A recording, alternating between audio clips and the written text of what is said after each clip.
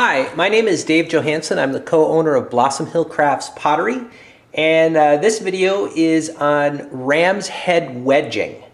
So this is the piece of clay that I'm going to be working with here, and notice that I've got it in the shape of a brick. You always want to start your ram's head wedging with the clay in the shape of a brick.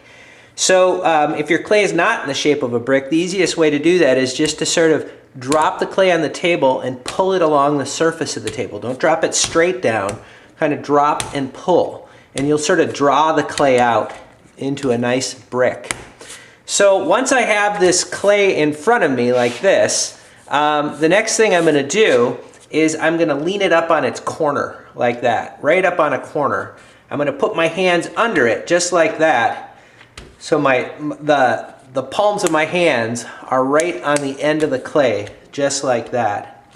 And then what I'm going to do is I'm going to step away from the clay. I want my body away from the clay, and I'm going to push into the clay straight towards the wall. Not down, but straight towards the wall, just like that. And when you're finished with your first pull, you should have something that looks, your first push, it should look just like this. Now, most people push too hard. It doesn't actually require pushing hard. So I'm back down like this. Now I'm going to lean the clay up again so that it loses its point, so it goes beyond the point of balance and actually falls forward. All right? So it needs to be not here, not here, not here, but like right there. My hands are here again, and I'm going to push towards the wall like that. So now I'm beginning to have this right here. It almost kind of looks like a nose and a frown and a big old chin. Okay?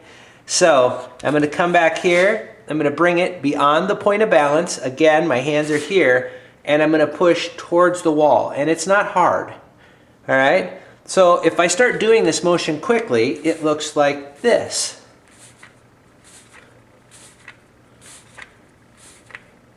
Just kind of keeping and turning it.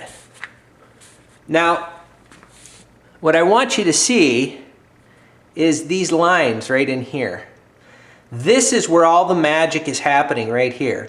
If you watch my video on cut wedging, this is exactly like the layers in cut wedging right here. We're doing the same thing, only we're turning it now. The difference is, if you do cut wedging 10 times, you end up with 1,024 layers of clay. To get this to 1,024, you'd have to turn it 1,024 times. There are some other advantages to doing it this way, however. So I'm going to come here, my hands are here, and I'm going to just keep turning it. Now, as I'm teaching this, often people will say, oh, it's just like kneading dough. No, when you're kneading dough, the goal is to put air into the dough. When you're wedging clay, the goal is to get air out. So the goals are completely different. You're never turning the clay in on itself. If you do that, you're going to add air to the clay. I'm going to put a little line right here. You see that line? Now follow that line as I'm wedging. So again, it's here. And now it's there. It never turned into the clay. If you put a line there and it turns into the clay, you're kneading, not wedging. Okay? So again, I'm just here. Most people push too hard. Most people push down to the table, but the action is towards the wall. And I like to step away from the table a little bit and kind of create some space between myself and the table and kind of use my shoulders rather than just my arm muscles. So once you've done this for as long as you can stand, you're going to start to do really short turns